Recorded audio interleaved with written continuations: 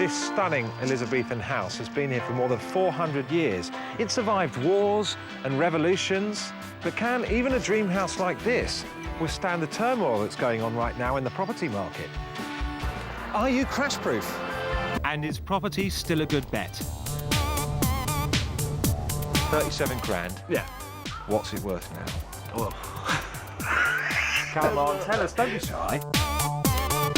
Is that equity you've made really a dream come true?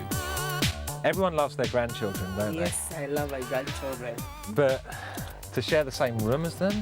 I'll be asking, have you really got rich? £10,500. That's what the average home has lost since prices peaked last year. Our faith in bricks and mortar is starting to crumble. High time then to reassess an investment that's looked for so long like an easy way to make money. Getting a bit rougher now. Hundreds of jobs were lost here, but the majority stayed in work. What I'd like to know is, for the typical resident, did the recession make them worse off? And will the recovery make them better off? Are you telling me in the recession we actually had more spending power? It's a funny recession. People actually didn't really feel the recession because they had more money in their pocket. So unless you were in the unlucky minority and lost your job, the likelihood is that your spending power, the amount of goods you can buy for what you earn, actually went up in the recession. But will that carry on in the recovery? The thing about these record low interest rates is that they've helped most those who've borrowed the most. And often that means ordinary people on ordinary incomes who've borrowed extraordinary amounts to buy dozens of properties and create buy-to-let empires in towns from Aberdeen to Bournemouth. One man whose timing was great is George Vasiliou. He's just made an impressive amount of money on the sale of his former council house in Hackney, northeast London. oh, I can't. What have you just sold it for, George? You've got to tell Well, us. it was all right. It was. I don't know. I mean, 400,000? no, it was more. Yeah.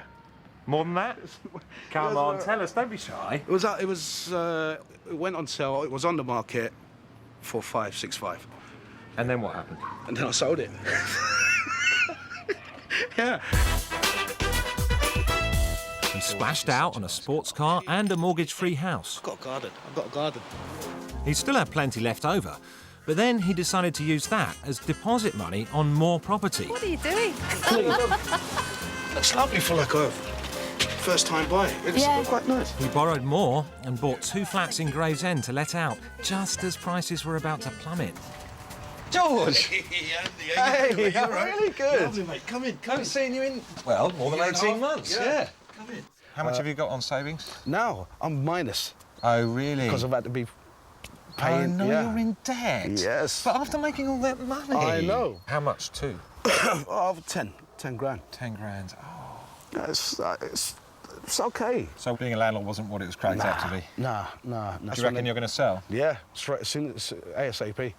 And it's not just the house price, it's also who's got the space. Is it the people who need it? Because actually, in a way, this is the whole problem with the housing market. It doesn't work as a market should, to give the space to the people who need the space at the optimum price. Instead, the people who have the space are the older generation. 5-bedroom houses, only 2 of them there. The people who don't have the space are the younger generation, expanding families, cramped accommodation. This is aspect 14, which is described on the website that advertises to potential investors as high-quality, affordable city centre living. But I wonder how many of you could afford to lose tens of thousands of pounds. We've done some research which shows that of the last 9 sales on this property, many of them made big losses. I'm not talking about modest amounts. Here's what we found out about some of these flat prices. Number 22, bought in October 2003, £202,000. Sold September last year, 125. That's a loss of £77,500 in just 3 years. From land registry data, we've identified a development called City Island in Leeds. You promote some of the property there, and we've got evidence of substantial price falls. Now, that's not a message you'd necessarily speak too loudly to your investors about. Do I believe people have sold some of their units? Yes, they have. And I know that they've sold them below some of the prices that we marketed them at. They've taken the fireplace. They've taken the fire out, my God. They've taken the wall lights. They've taken the lights out. I'm sorry, but... And they just leave it to rot. I can't quite understand why it's still empty. How long did you live here for? About 8 years. Yes, it was a beautiful place. Absolutely. I'm sorry.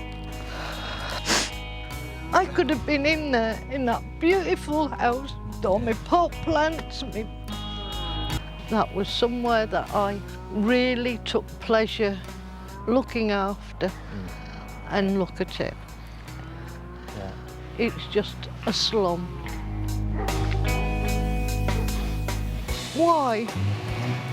Well, we'll try and find out for you. I've been finding out more about the people who bought Shirley's house from her. It turns out their mortgage arrears got up to £600,000. How'd you get on? Oh, I learnt an awful lot. I wish I'd have known it before. Have a guess how much they borrowed on mortgages altogether. Remember that there's 230 properties. Oh, I've no idea. I can tell you. Bit big. £19 million. 19 million? They borrowed £19 million, yeah.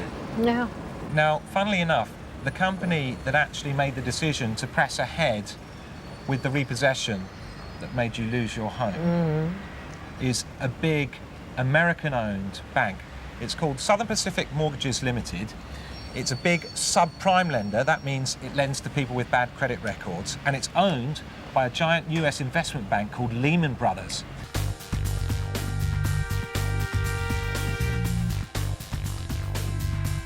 I couldn't sleep. I couldn't eat. I lost 5.5 stone of weight. It was an awful...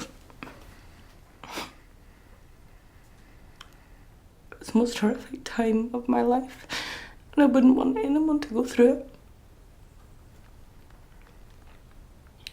There's just... You feel like there's no way out. Doesn't matter what you do, it doesn't matter how much you show people that you're trying your hardest to sort things. Everybody just wants their peace back. And all of this financial and emotional cost, can't there just be one simple scheme where people can simply hand their keys back to their authority and they rent it back from them, simplify the system and avoid so much of this distress that's causing people? Well, that's part of what people like Citizens Advice and Shelter have been calling for. They wanted a national scheme, and although they've welcomed it, it's clear that they wanted it on a much bigger scale than it is at the moment, to take account of the need that's clearly out there. We're talking about 80,000 repossessions potentially in the coming year, in the year 2009. That's The Economist's predictions. That's higher than it's been since the last recession. And if you're going to deal with that problem and try to avert those repossessions, you need a scheme on a much bigger scale than the one we've got at the moment. OK, Andy, well, thank you very much for that, and more from you tomorrow. Thank you. A recession that feels good and a recovery that hurts? Let's hope the worst predictions are wrong. Perhaps I'll just stay on this boat.